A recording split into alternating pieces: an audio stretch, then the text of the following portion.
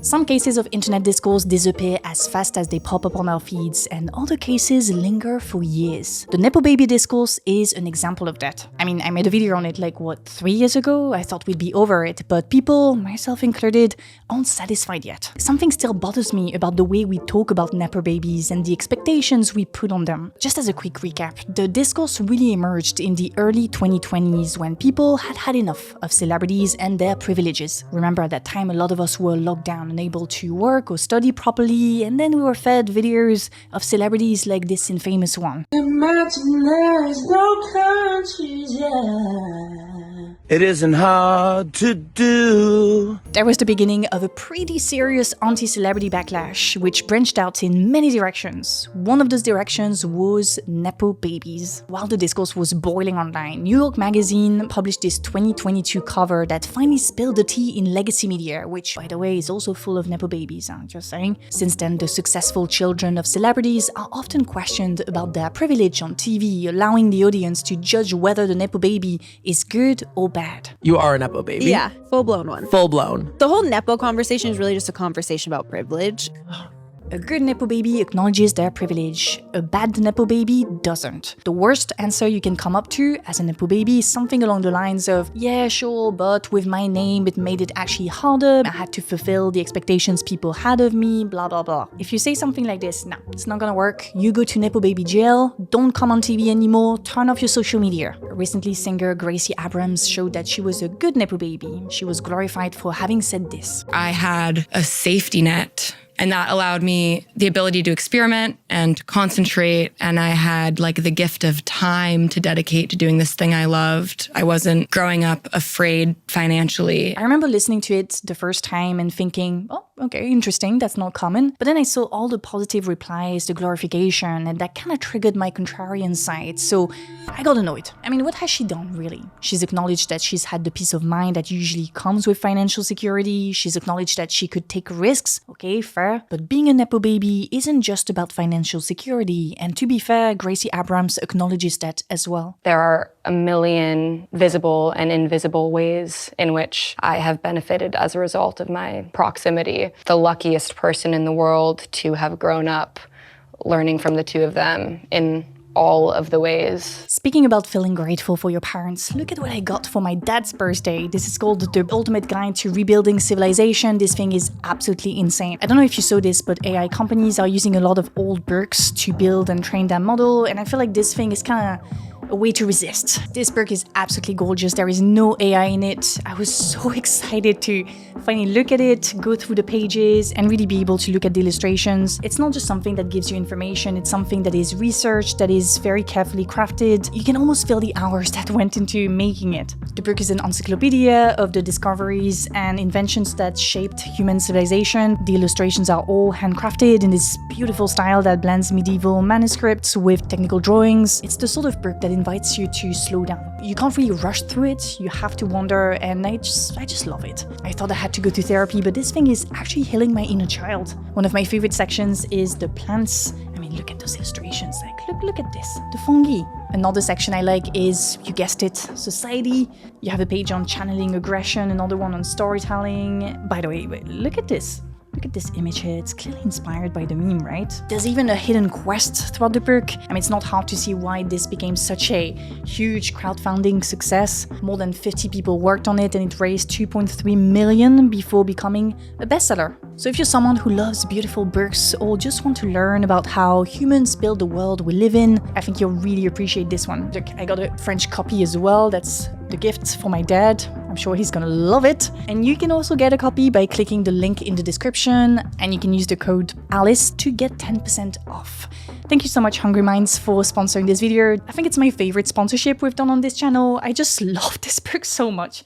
But anyway, let's go back to the video. This is what sociologists call social and cultural capital, meaning all the connections you have to creative industries and the confidence that comes from being exposed to those environments your whole life. That's something that often gets missed in conversations around nepotism, and I think I briefly mentioned it in my previous video as well. I mean, if you grew up surrounded by actors, comedians, academics, journalists, you're more likely to project yourself in those roles. Think about the kids of celebrities and politicians who are put into those socially segregated private schools where they can learn 5 languages and do a dozen extracurricular activities in groups of 5 pupils. I'm exaggerating, but you get the idea. And don't get tricked by this rich kid's cuteness, guys. You're gonna have to text their parents. Come on, stay focused. Now, if you're not in that privileged situation, you might not have the confidence or even the desire to pursue those careers. You look at your parents, your neighbors, your friends, and subconsciously forge your world of possibles. That's what sociologists call social reproduction. We tend to naturally reproduce the social conditions in which we were brought up. It's rare to go from working class to middle class, and even rarer to go from working class to rich. And this isn't just about mindset or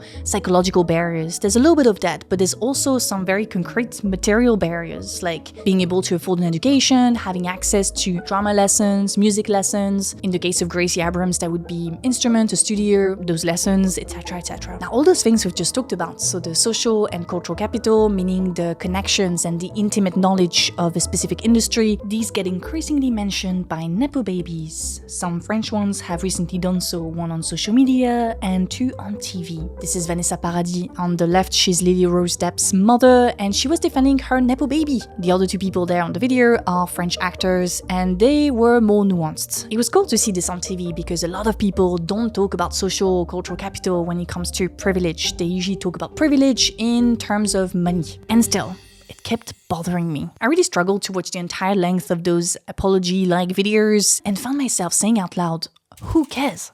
Who cares about those Nepo babies talking about privilege and having the right opinion on nepotism? I mean, is that it? Was that the goal of the whole Nepo baby discourse? Are we just seeking acknowledgement, or are we in it for more? I was in it for more, personally. I don't really care if Gracie and all the Nepo babies are recognizing their privilege. I don't care if these artists are good or bad Nepo babies. What I want is for creative industries to change. The conversation shouldn't be about acknowledgement. It should be about redistribution. Redistribution of the 3 types of capital: economic, social, and cultural. Otherwise, what? Every Nepo baby acknowledges their privilege and we move on? I'm telling you, if those apology-like videos annoy you and you can't understand why, I have an explanation for you. It's because you understand the problem of nepotism, and then you see someone embodying it in front of your eyes, and then you see that person getting socially rewarded for acknowledging it, and you think, wait, what's going on here? She's earning PR points, but what is actually changing? To me, it's the exact same reason why the performative male feminist became a joke. Because performing awareness is not the same as actually doing something to change the problem. It turns social justice into a multiple choice test you have to rehearse for. I don't consider myself a performative male, but maybe I'm part of the problem. So I'm just waiting for the moment enough Nepo babies understand that they can farm PR points with this privilege acknowledgement trend so that it becomes the joke it's meant to be. The real question isn't whether they are aware of their privilege. It's what do those Nepo babies do to break the cycle? And I'm sorry to say this, but they don't do much. That's what happens when you evolve in an environment where all your friends and family benefit from the same system as you. No one does class solidarity like the rich, and that's why you can't put too many expectations on them to change the system from within. Change is not going to come from people at the top making the right decisions. Whether it's Nepo babies, billionaires, or establishment politicians, we can't expect much from them. However, it's hard to accept that when it comes to Nepo babies because we have a special relationship with them, you know? We see them as more relatable. They create art that speaks to our soul and makes us feel things. I'm personally very happy with how many current female pop stars are not just performing but truly embodying feminist values, for example. We've grown up with the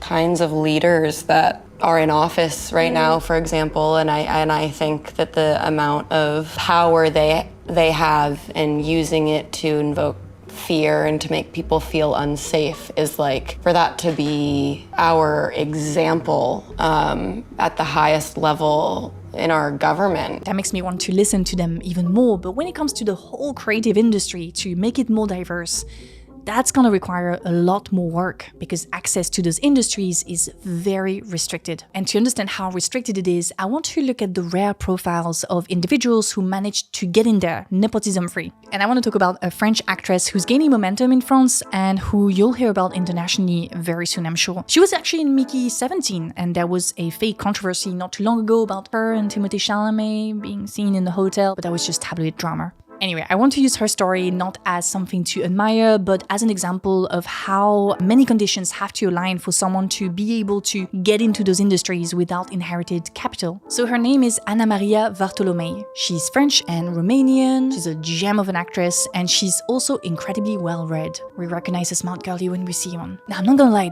her attitude, her voice, her knowledge, the fact that she's an actress, all made me think that she was, once again, a Nepo baby. I thought I had smelled some cultural and social capital there, but I was wrong. Anna Maria was born in Romania in 1999. Her parents moved to France when she was just 2 to give her a better future. She was raised by her grandparents at first and didn't join her parents in Pantin next to Paris until she was 6 years old. At the time, her father worked in construction while her mother, who had been a qualified nurse in Romania, made a living cleaning houses. She signed up for a drama class as an after-school activity at her elementary school in Issy-les-Moulineaux, and that's where she discovered her love of acting. Her parents were supportive and encouraged her to pursue it. Later, while her father was working on renovations at an actress' apartment, she told him about a website where aspiring actors could audition and get cast. In 2011, Anna Maria auditioned for My Little Princess. She was just 10.5 years old. Out of more than 500 girls, she landed one of the film's 2 lead roles alongside a renowned actress. It was her first movie and the start of a great career. Now, the film itself is a bit weird. It follows a young girl whose mother, a photographer, uses her daughter as the subject of her work and pushes her into the public eye in pursuit of artistic success. As her mother's ambitions grow, the girl is forced to grow up too quickly. Actually, Anna Maria later shared in an interview that her parents were often on set to check that everything was fine and safe. This is not surprising if you know a bit about the film industry, especially the French film industry, which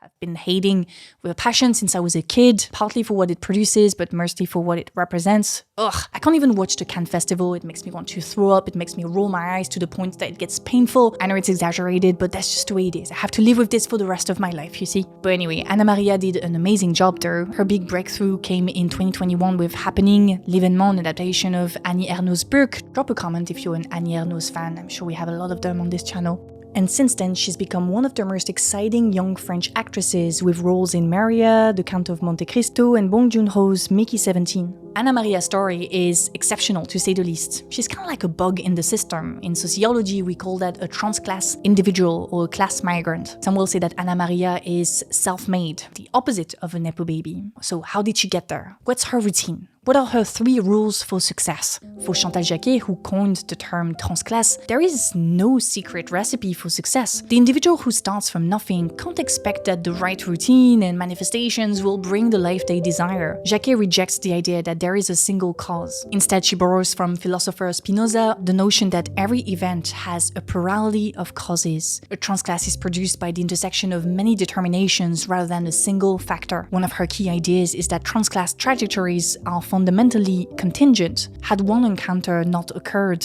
a teacher's encouragement, an admission to a particular school, a move to a different city, the person's life might have unfolded in a completely different way. In the case of Anna Maria, if her parents hadn't moved to Paris, if she wasn't offered drama lessons at her school, if her father didn't renovate the actress' apartment, if she showed up at the casting on a day where everyone was tired and disengaged, maybe she wouldn't have landed that initial role which kickstarted her career. Her success depended on her and her family and all the people she had been in touch with to make the right choices so that at that very moment she could secure that role. That means that she had very little power over it. Now, all those ifs are things that Nepo babies don't really have to worry about. They don't really need that unique constellation of social conditions. The conditions are already there and it's in their power to activate the constellation or keep it quiet. That doesn't mean Nepo babies didn't work hard. I believe them when they say so. The problem is that they didn't work harder than many others who didn't manage to turn that constellation of social conditions into a career.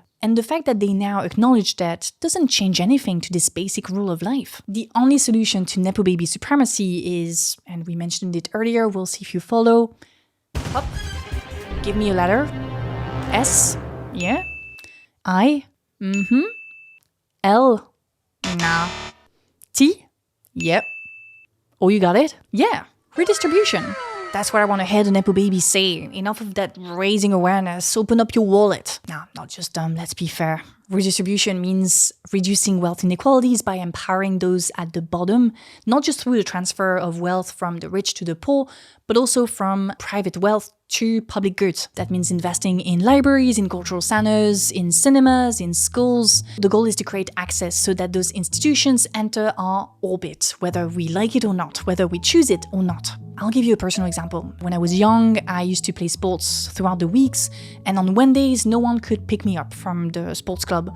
So I used to go to the public library because it was free, it was safe, it was a great option, but then something happened. I became fascinated with all that free knowledge, and I would just read everything I stumbled upon. I then annoyed everyone at school with spontaneous presentations, negotiated with the teachers on a variety of topics from birds to axolotls to veganism or the planets, and I haven't stopped since then. I mean, this is just a bigger classroom now. I like to think of you guys as my students, though most of you are way smarter than me, I have to admit. So yeah, creating access and exposure through the redistribution of wealth into public goods. Not expecting people to make the right choices, because most of us don't even know what is the right choice for us. Instead, we can create those constellations, facilitate those connections, remove obstacles, and see what happens. Sounds fun, doesn't it?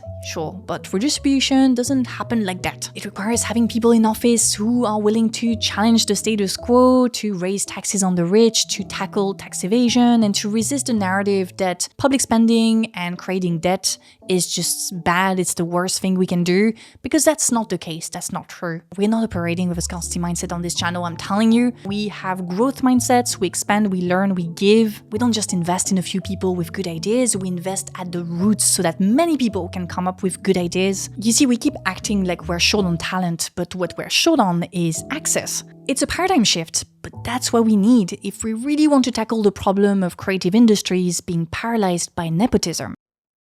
Anyway, that's it for me. I hope you enjoyed it. It was a shorter, less scripted video today, but let me know if you think I missed anything in this conversation. The conversation starts here, but it continues in the comment section, so drop your comment. Don't forget to hype, to subscribe if it's not already done. You know the drill. Other than that, I'd like to say a big thank you to my patrons. On Patreon, we have a bunch of things going on. We have a Discord chat, we have exclusive content, monthly media roundups, you get early access to ad-free videos, and yeah, it's just a lovely little community, so feel free to join, support the channel. I'll put a link in the description box, and a special thank to top tier patrons. Big thank you to Rasoul, Malte, Amlichli, Fork, Sibev, Ahmed, Jose, Nofel, Fred, Hongqing Wang, Paul-Louis Agenot, Patrick Button, Jeff Lee, Tayab, Nick, Brandon, Jemsedo, Ojuel, Patrick, Boris, Ria, Koriji, Tristan, Christopher, Jan, Donage, Alex, Manuel, Christopher France, and Perry, and thank you to the other ones who prefer to stay anonymous.